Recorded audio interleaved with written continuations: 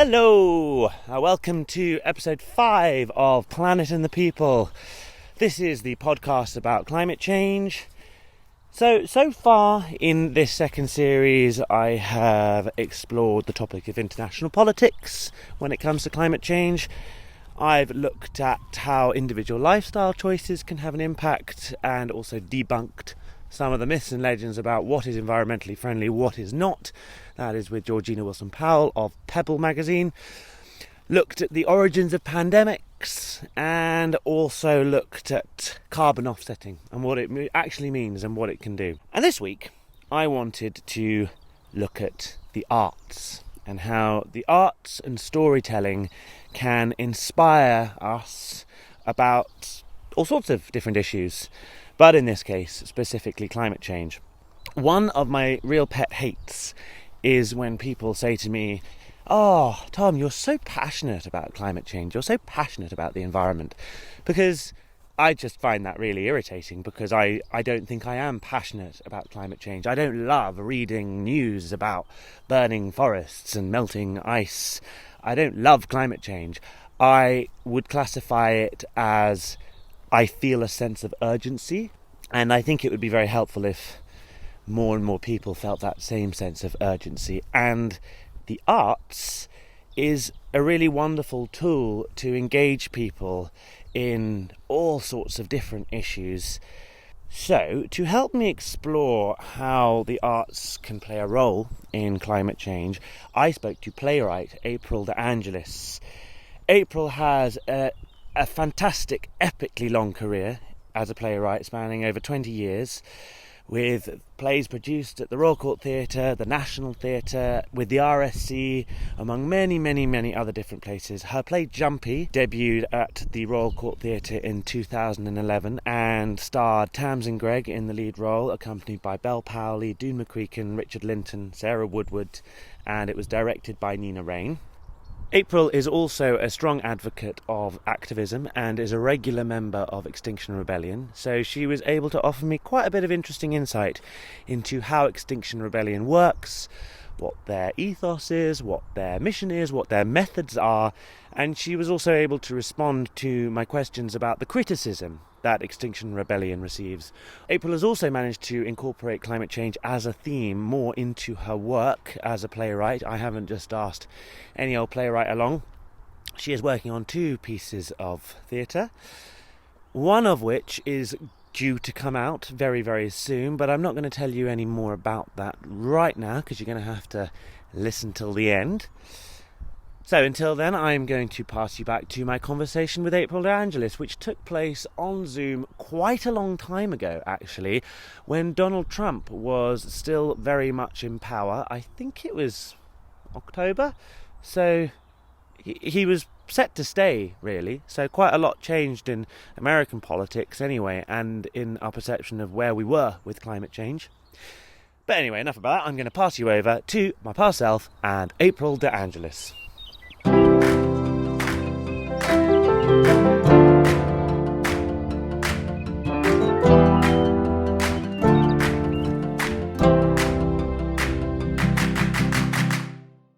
April De Angelis, thank you very much for speaking to me today. I have already introduced you in my preamble as I'm walking through the woods about this episode, so I've already sang your praises and talked about your many achievements. But thank you. You have had a very long-standing career as a playwright in the world of theatre, with plays performed at the Royal Court, at the National Theatre, the RSC. You recently featured in Unprecedented on the BBC. Your little short film was my favourite, and I'm not just saying that. It was brilliant. Oh God, I love you. So yeah, today, I'd quite like to talk to you about climate change. That's what the podcast is about, and the connection between climate change and storytelling as a whole. But before going there, I'd like to just ask a little bit about you and your work. You've had something like 24 plays produced and published, is that right? Or have I miscounted? No, do you know what? I actually don't know. I don't know why. I'm slightly phobic of trying to work it out myself. I don't know, because then I sometimes go, oh, but I didn't like that one, so I can't count it. And I think, yeah, but should you be counting that one or not? And so I get all kind of like, I'm not going to count. Well, that's fair enough. So, I mean, I'll just say yes to that. Yes, I'm sure you've done it better 24, than I would. 25, something, 24. Yes, I think that's what I counted. So in your work, I mean, what drives you as a writer, as a playwright? What elements of life do you want to explore and capture in stories? Yeah, it's interesting. It's a really good question, and I mean, I'll try to answer. I sometimes think like, why do you want? Why is one writing? And it's sort of, it's quite hard completely know, but I like to examine um, through my characters the kind of grey areas that people, what people think they're doing and what they're really doing. Just that interface. I suppose who people think they are and who they might really be, or so that kind of questions of identity. Also, women. I'm really interested in putting women's experience on stage and sort of things that aren't usually. I mean, when I did Jumpy, actually there aren't that many mothers and daughters where plays and that were kind of contemporary that I felt that were and related to with a feminism, because feminism is a big subject with me because I'm a feminist, and that was my formative years were spent being thinking about feminism and becoming a feminist and being really excited about all the possibilities of change and that would bring. And so yeah, so that's one of my preoccupations. I mean, theatre as well is a thing. I think the more you think about what is a really good piece of theatre, why is it good, and what should theatre be trying to achieve, just as a form, how best to tell a story. Story is also really fascinating. What is a good story, and what's the best way to tell that story? I mean, I think these are ongoing questions that I think everybody, writers and people that aren't writers, are probably asking, but writers have to ask all the time. Yeah, that's. I just really love. I love going to theatre as well, so that drives me on. Sadly, I haven't been doing much. I was actually going. My friend had a ticket. The only time of the whole of lockdown, a friend of mine, we were going to go together to see David Hare. He had something at the Bridge Theatre. Remember, socially. Oh, really? Yeah, I think about how he got COVID or something. I don't know. And that was my one theatre ticket. And I was so excited. And that was the day I got arrested and couldn't go. Oh, you got arrested? Yeah. What? What for? Obviously, on a protest. I was a legal observer. I shouldn't have been arrested. I was legally observing, and I was arrested. So I hadn't done anything wrong. In my, obviously, but no. Was that Extinction Rebellion? One day, yeah, that's Extinction Rebellion. So one day I had a ticket to the theatre. I was like, why is it today? And that was in the midst of all of this. Yeah, that was in the midst of all of this. Yeah, I've seen 2 plays actually in the midst of all of this. Yeah. You're so lucky. What have you seen? Well, I don't really like to say because they were both really bad. Don't say. They were both pretty terrible. Well, one was terrible and one was just average. So I'm not going to name them. No, good for you. But that, I suppose, leads me on to the question: what do you think the power is of theatre and the arts in general as a vessel for change and changing the world? I think that stories and theatre put people in, make people have to literally walk in another's shoes.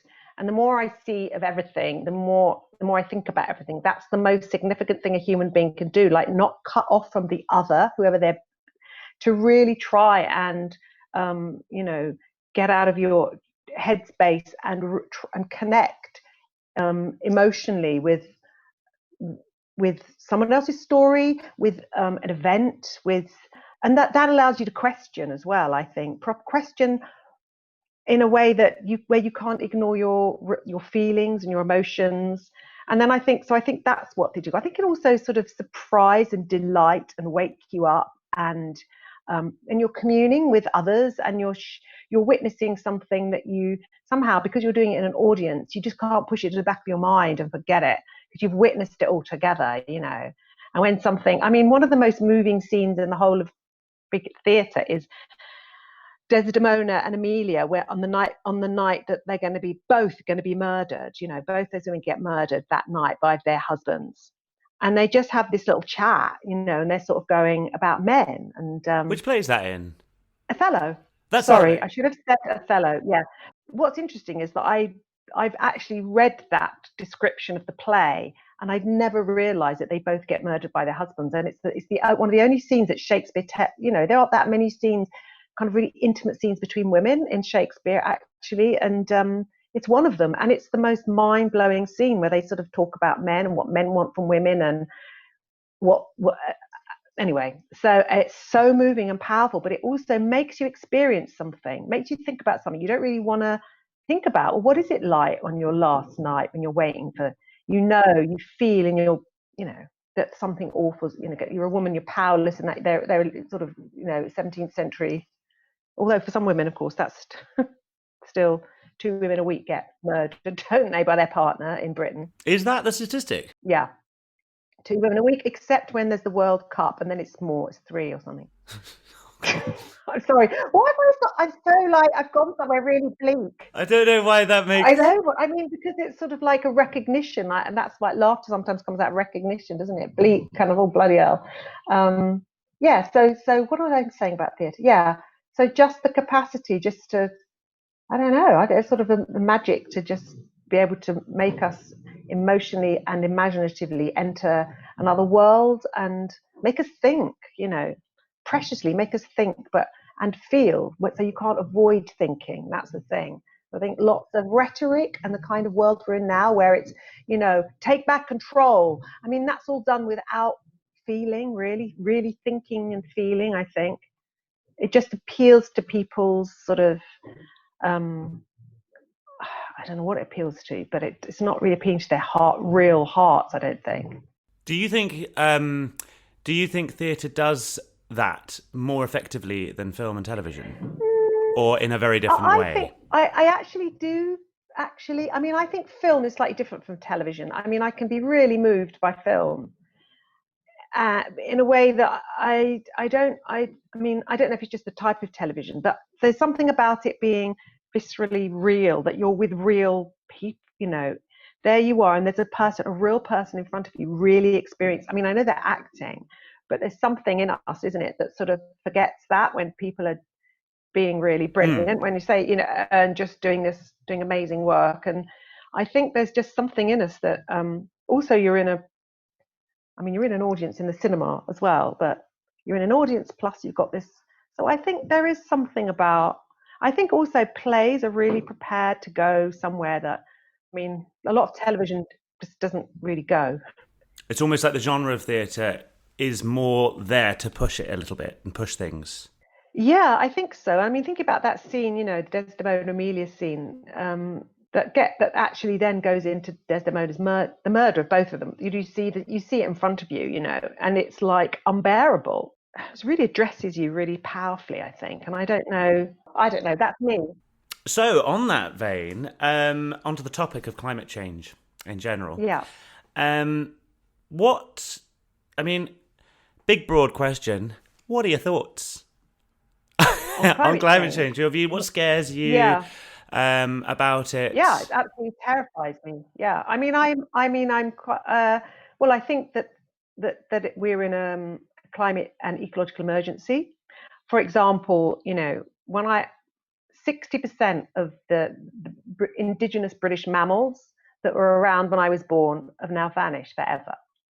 Okay, insect life is massive. There's massive loss of insect life. There's and that including bees. Bees are really threatened. I mean, these are pollinators. So if you don't have pollinators, well, there's nothing to pollinate crops, and then you're looking at starvation.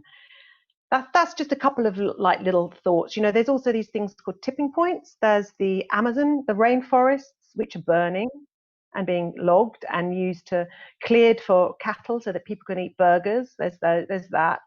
There's the permafrost, which is, as we know, is melting because of the degrees of heating and releasing methane, which is a a very powerful greenhouse gas, which is much more powerful than carbon dioxide.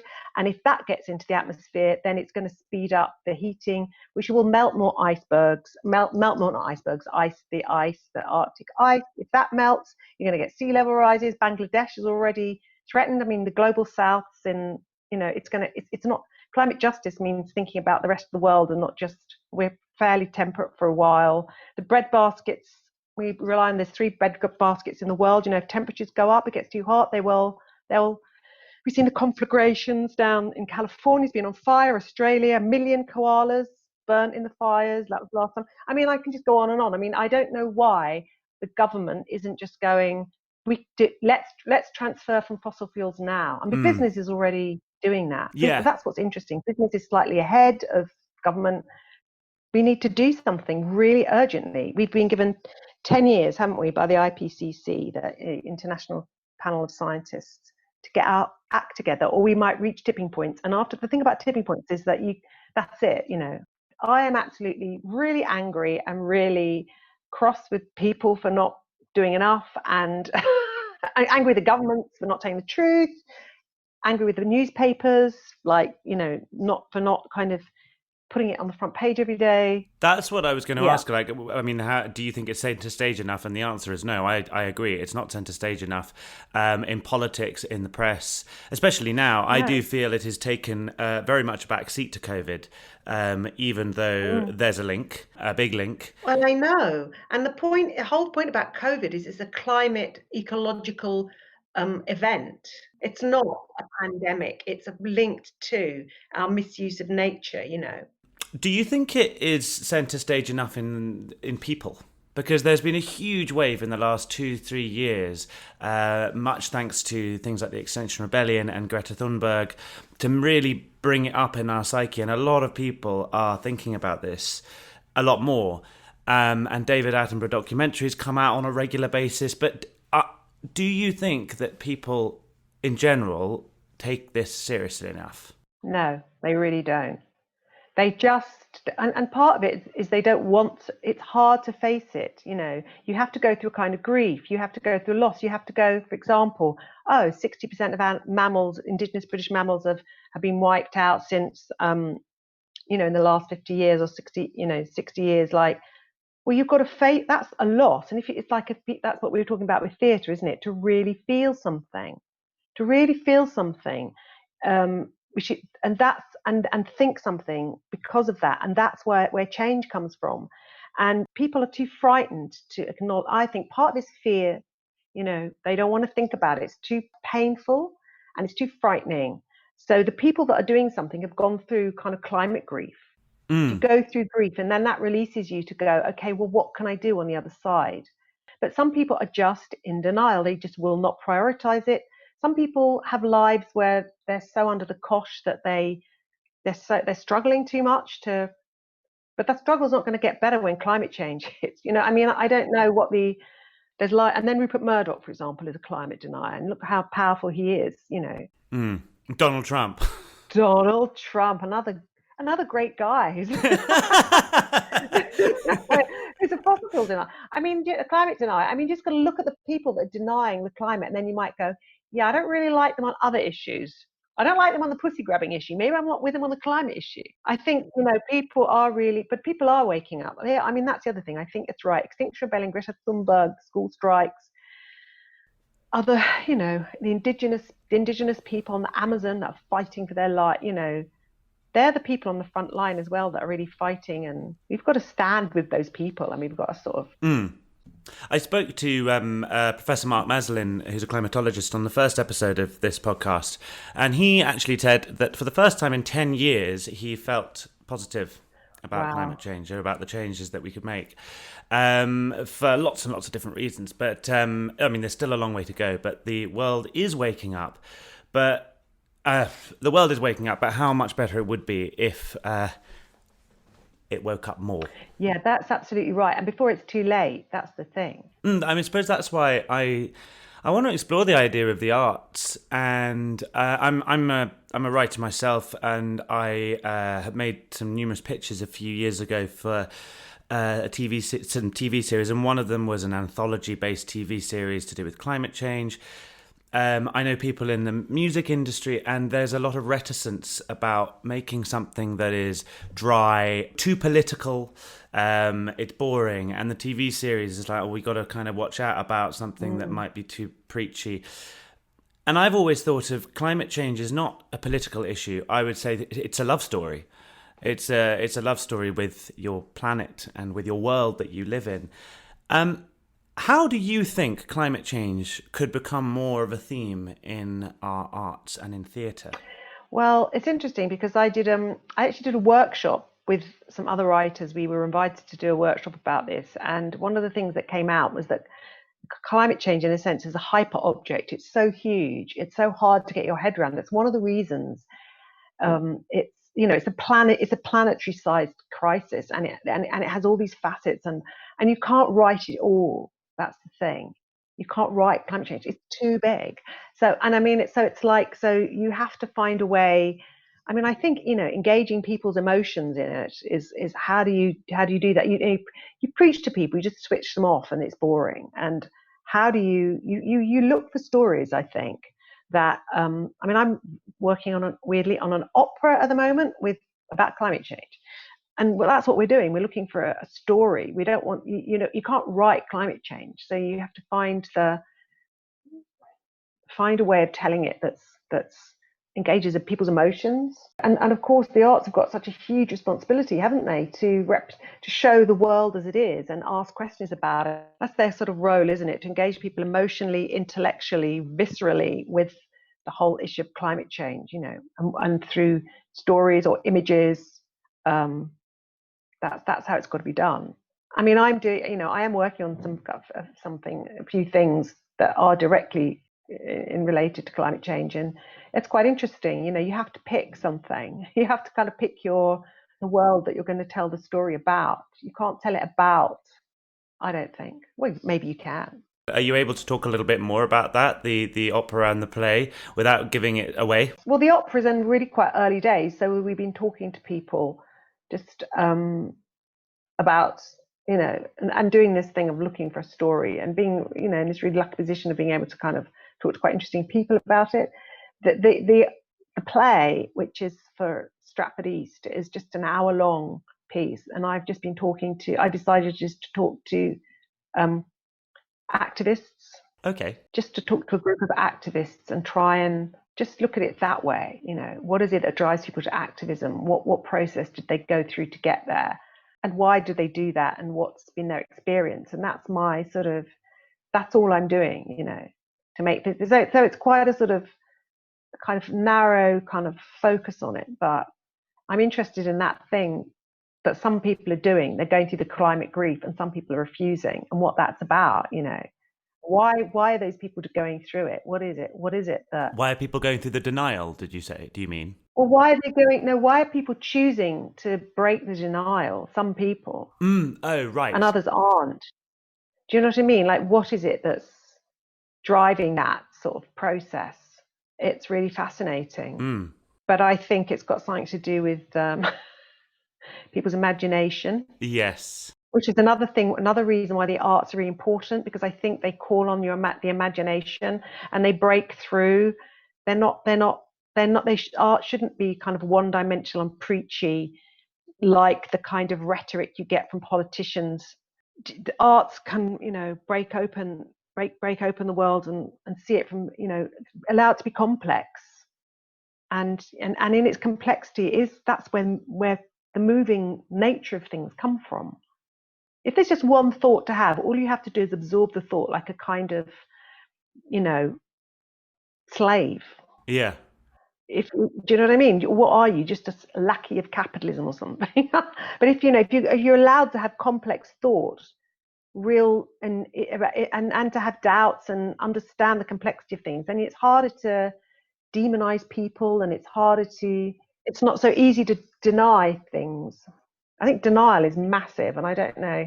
And I think there's a part of people that prefers the safety of not really thinking or feeling stuff. Yeah. It's easier not to think. And easier to let other people think for you. Oh my God, and to let someone else think for you. Totally. But it's not alive to do that. No, it's not alive and it's not helpful really either. Well, it'll kill you, Yeah. I think, in some way, you know. Like I was on a protest about the air pollution in cities in Britain, you know, that there's 40,000 deaths a year that are related now to air pollution. 40,000 deaths a year.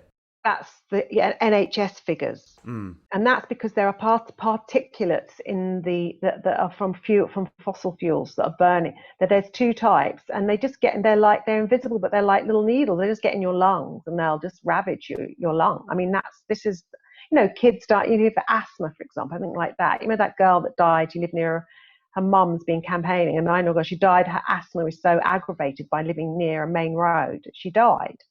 We were doing a protest, a sort of making a theatre protest in Oxford Street, and we were on megaphone. I was on a megaphone, sort of saying, you know, why aren't we allowed to have clean air? All I want to do is breathe, you know, but like making shit up, you know. And we had a big there's a big procession, and then this guy just turned around to me and went, "You communist!" like this, "You bloody communist!" And I was like, "Why?" Because I want to breathe, you know.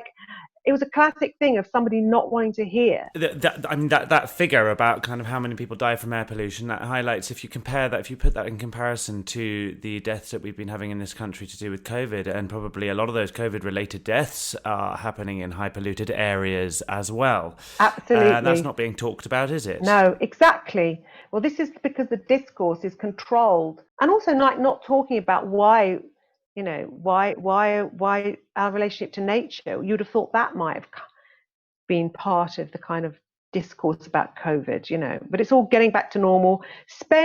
Please spend money. You know, that's the government's attitude to everything.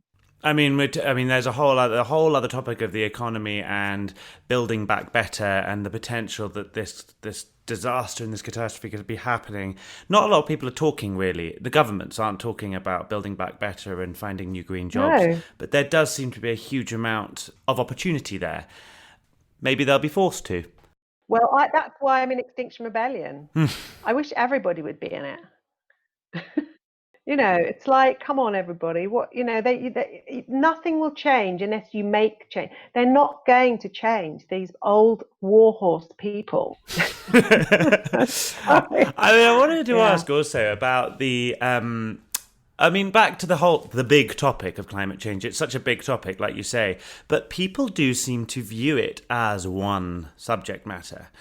And that obviously makes it harder to explore in storytelling and the arts. But other topics that are very relatable to us that are often explored, such as inequality of race, feminism, liberalism, socio-economic divides, and all of that, governments that are handling a crisis and how they're doing it, those are all things that are very relatable to us. And do you think they fit in with climate change? Do you think those issues can be related to climate change? Are they related? I think they absolutely have to be. So I think it's, just thinking about climate change and issues around race and how and exploitation that traditionally has happened to, you know, think about Shell oil in Nigeria, and you know, is Ken Saro-Wiwa, the kind of writer who was hung because he was fighting for the rights, the Ogoni people, isn't he? He was fighting for their, you know, for their land not to be polluted by Shell oil, and as a result of that, the right-wing government, the government there, hung him. You know, there's that sort of direct link to the way that we're being, you know, that kind of extractivist sense of how we treated other countries, like selling our rubbish to different places, and you know, and the fact that, you know, we're the great big expenders of energy, and it's the third world countries that are not. They haven't got the same carbon footprint as us, but they'll be the first people to, and they are now on the front lines. I think everything's bound up together. I don't think you should leave anything out. Social justice, empowering women, empowering people of colour, letting everyone have a voice. I think every form of oppression and climate change is they're completely knitted up together, and they all need to be. I don't think you can just deal with climate change and, you know, not deal with the other issues of social justice. So that's my, I don't know. Yeah, that's my answer. I don't know is, I think, the word of the year, the phrase of the year for me. I don't know. I don't know. Well, I do know. I should say that I do know. I mean, of course, it's like, I think, one of the things about Extinction Rebellion is this thing about citizens' assemblies, and everybody gets asked. And you also, if you're in a room, people say, like, listen, if you're a very confident, if you're, white middle class person, you're very confident with speaking, a man, or make sure that you don't take more of your time. Let the quieter voices come through. Let people really let everyone give space to everybody. Talking about Extinction Rebellion, since sort of it started, I mean, in the beginning, I didn't understand why a lot of people were so anti-Extinction Rebellion. It's sort of like, yes, I know the forests are being chopped down. I know we're facing a global crisis, but I think it's really unfair that I just can't get to work on time with as much ease. And it's just like, come on, shut up. But in the last year, in the last big rebellion, they did develop quite a bad name for themselves. And a lot of people I speak to have very negative views of Extinction Rebellion, despite being really passionate about the environment. So what would you say to people who are really sceptical about Extinction Rebellion? Great. Be skeptical. Do go and change the world in the way. Do it. Do your activism. You don't have to do it through Extinction Rebellion, but as long as you're doing it. And that's one thing. Another thing is Extinction Rebellion's working this out. It doesn't have an autocratic center. So there's all these lots of groups, local everywhere, and actually internationally as well. And also things like, when the issue of the people climbing on top of the tube station. Now, that was a group that did that actually against what Extinction Rebellion was really. People have said, please don't do it. The majority of people, they've been a sort of vote, and people said, I don't think that's good. It's working people getting to work, using public transport. What we want, we use cars. But this group went ahead and did it, and then, of course, got a lot of flack for it. But so what, you want to condemn a whole movement for that? People are trying these new structures. They're trying. It is called Extinction Rebellion because we're in the 6th mass extinction. What do you mean, the 6th extinction? We're in the 6th mass extinction because, there's been previous extinctions. So the last one was the Permian. 250,000 years ago, there was a Permian extinction, and it was because of a climate event where of 4 degrees and rising of heating. So, basically it wiped out 96% of all life on the planet at those degrees of warming. So that's why degrees of warming, are really serious. So we're at 1, we're headed for 1.5. There's half a degree. We're at 2 anyway, because of the carbon that's locked in, aren't we, to the atmosphere already, that we've already expended, but hasn't kind of impacted yet. So, and we're headed to 4 degrees by the end of the century, aren't we? And I mean, I don't know. I mean, I'm sure you know all this. I'm just speaking what I know, but I mean, so that's what I mean by the 6th mass extinction, that there is species loss at such an incredible rate, a plant loss as well, and species loss, and oceans. Is it 30% of the oceans is acidic now? I don't know. If it goes beyond that, the ocean is the trigger of life. You get to a point where there's no going back. That's what they're triggering for. There's nothing you can do except wait to die, So I don't mind if these people are criticizing Extinction Rebellion, but what the fuck are they doing? Do you know what I mean? Yeah, that's what goaded me. I went into a real bout of depression on reading. I'm not serious clinical depression, but I got really, really depressed and down about the state of everything. And I suppose that leads me on to a question I want to ask about your work, because one of the themes that you explore, which I noticed in Jumpy. By the way, was Jumpy ever filmed? No. Oh, I don't think wasn't. so. I've got no idea. I mean, it might have been. I think maybe everything is filmed just to have a record. Because Jumpy is a brilliant play, and it was on at the Royal Court with Tamsin Grieg a few years ago. I didn't actually see that production, but one of a major theme in that play, and it's sort of come across in other areas of your work, is sort of family, and that is a mother and daughter relationship. And I don't know, one of the things that really saddens me is that kind of in terms of nurturing a child, nurturing your children, making the world a better place for your children in all of those different things that we've already talked about to do with equality and the whole mass of it all, just makes you kind of really sad, because none of that really means anything if we do get to 4 or 5 degrees above pre-industrial levels and we can't survive. As you said, it's just waiting for a death sentence. So how can we turn that sadness and that really kind of bleak outlook about what's the point of all of this if we don't achieve that? How can we turn that story around? How can we change the narrative? Yeah, well, this is the big question, isn't it? What Extinction Rebellion has tried to do that. It's really interesting. What's really for me, what changed it for me, what the reason I'm not in despair, although exactly what you said. If I think too hard about, I have a daughter, I see young people. It's absolutely the most devastating thought to think that the world is being snatched from them forever. I have been in all the rebellions. I'm involved in Extinction Rebellion, and that's what's made me, that's the only thing that makes me feel better, because I don't want to.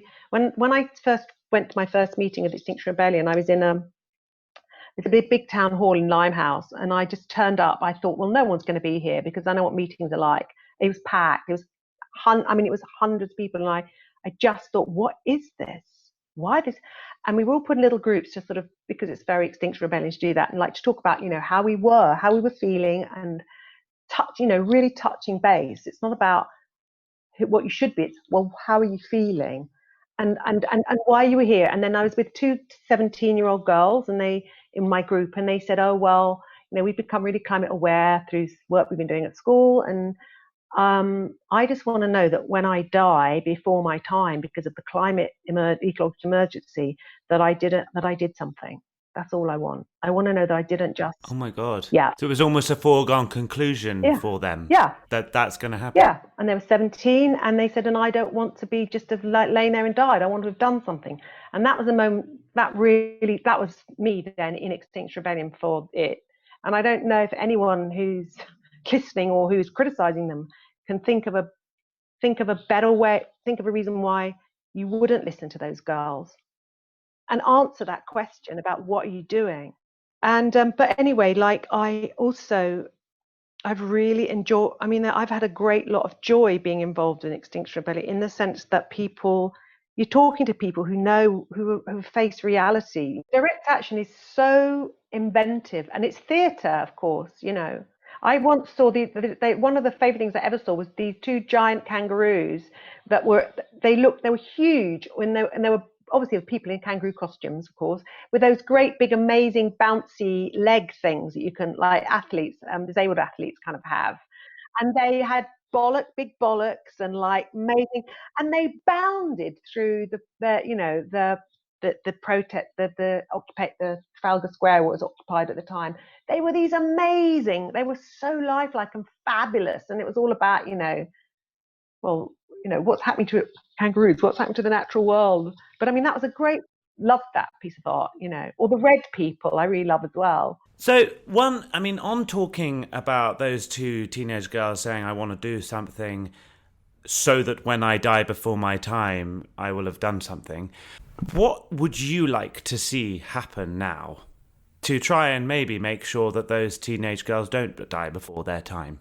Well, you'd have to have a kind, like we did with World War II, a kind of like all hands to the deck, everything in the economy, the whole of our society, just that's the thought, it's a climate ecological emergency. What do we do? Let's do it now. Let's use the resources of the whole of the state and every single individual in it to turn out all our energy and all our imagination to solving the crisis, and to doing it now, to immediately get as quickly down to a carbon neutral environment, to protect the natural world now. Let's do it. That's what we should do, and that's why there's a rebellion. Do you think that will happen? It depends. It literally it depends on people waking up.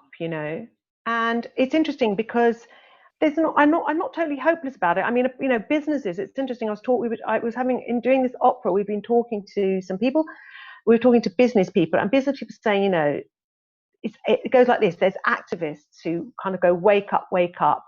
Then it's businesses. Businesses start to wake up to the reality. And a lot of businesses, like, and now, for example, they're really trying to, they said, there's no point, no one's investing in fossil fuels now. They know that's not the future. So businesses are kind of waking up to it, you know. Bill Gates apparently put millions and millions of pounds to try and find the technological silver bullet to solve climate change, and then he realised there is no silver bullet. So now he's doing. He's made all sorts of wonderful commitments, actually. Him and Microsoft and Sky. Yeah. So I mean, and then there's kind of then there's the general population. So the general population, when it gets to a point where people go, enough already, you know. A critical point, something has to happen, then government acts. So government is the last thing to act. They should be the first, but they aren't. So it goes like that. So it's literally about getting a critical mass of people to go to actually be prepared to face the reality and the seriousness of it. And the thing is, I think that's, I mean, I think that's partly why Extinction Rebellion, what it's done. I mean, it's, you know, I don't think that 3 years ago the climate had as much prominence as it does in people's thoughts. I mean, if you talk about the climate and ecological emergency, people know what you're talking about, whether they agree with it or not, but it wasn't like that when Extinction Rebellion started. I honestly think that the Greta Thunberg, the school strikes, Extinction Rebellion, Green, all together have kind of pushed this agenda in 2 years, in a very short time, have pushed this agenda right to the forefront of people's mind. It's kind of bubbling away in the front. It's just got to be. It just means that, you know, if a few more million people have just got to get on board. It doesn't have to be everybody. There are things you can do. Do you know what I mean? That's like one, you can step up. I sort of post about it on social media all the time, and like, my friends don't do anything. It really annoys me. Yeah. They say, well done, April, you're so good. And I'm like, oh, for God's sake, you know. Although the dialogue has changed a little bit. I don't generally feel like people roll their eyes when you talk about the environment. Yeah, and I think that's the hope. That's the hope thing, you know, that actually it hasn't taken very long for it to kind of really start to become a real genuine preoccupation. I think it's I think the percentage of people that put it as the most pressing issue facing our country is quite high. I think it's like 60% or something, isn't it? I mean, it's quite a sort of, that's amazing. So if you just kind of nudge, if you just got people to kind of go, well, really, you know, be active, try and put pressure on your MP, put pressure on your government. Do you think this pandemic might be a practice run? As in that we have hit this crisis, and there has been this massive global attention to try and slow it down, and the effectiveness, the decisions made, I mean, that's all questionable. We won't go into that. But do you think that this could be seen as a bit of a practice run for how the world could do things differently and how governments could take action in a more effective way? Yeah, that I think, yeah. I mean, look, they've come up with all this money, haven't they? They've actually been, you know, they just laughing at Jeremy Corbyn and sort of and saying, oh God, the money, you know, where's the money going to come from? They've spent much more money than he ever suggested. Just suddenly there it is. So, I mean, but I don't know. I mean, what slightly worries me is how people are very pacified. What? Because of the pandemic? No, just generally they are. That's my sort of less sort of hopeful thing. It's like, I just think there's a massive sort of deadening conformity on people. You know, I look at a newspaper, just take the royal family, you know, every day, Kate's doing this, Will's doing, so like, who gives a shit what they're doing? You know, that's not real. It's not really about our lives. It's not about the quality of air that our children are breathing or we're breathing. You know, that's what's real. But people don't even, if you even raise that question, someone shouts at you, you're a communist. You know, why are we so pacified? Why are we so zombie-like? I mean, are we just happy just to like drift around in a decaying world, buying things, you know, bits of tat? I just like, that's not really having a life where you have an actual agency, political agency over the world that you're living in. That's what that's an exciting life. Do you think the pandemic has made that worse, or made that, or stay, or left it the same? No, I think it's quite interesting. I think that people have, I mean, had to help each other and be worked as more collectively. I mean, I've certainly, I'm just thinking, my partner, we have an older neighbor who's sheltering and is alone, and so we made sure we go like once a week, sat outside and sat in her garden. So I just chatted to her for and like everybody's doing stuff like that, aren't they? The fact that actually they've had to rely on each other more, and also the sense that the world that you think is so normal, the normality, what happens is gone suddenly. Well, that's not supposed to happen, is it? If we obey the rules and we don't get arrested and we're all good and don't go on a march, and it's all going to be fine, but it isn't. So maybe that's good. Well, I think on that note, thank you very much. I think we've covered a huge broad spectrum. And this play that you are writing at the moment, it's on at Stratford East, did you say? Yeah, it's actually going on in, I think the Stratford East. So that's the London venue. And when will that be? January.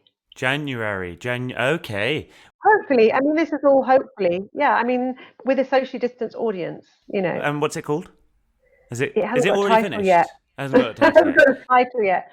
Well, actually, I have got two possible titles, but I'm not going to say them because I don't know which one it is. No, don't give your title away just yet. No, my God, no. I'm terrible with titles. I can't come up with anything. Oh, me too. I'm terrible. Really, really terrible. The title's not the most important thing to come up with anyway. That's what I say.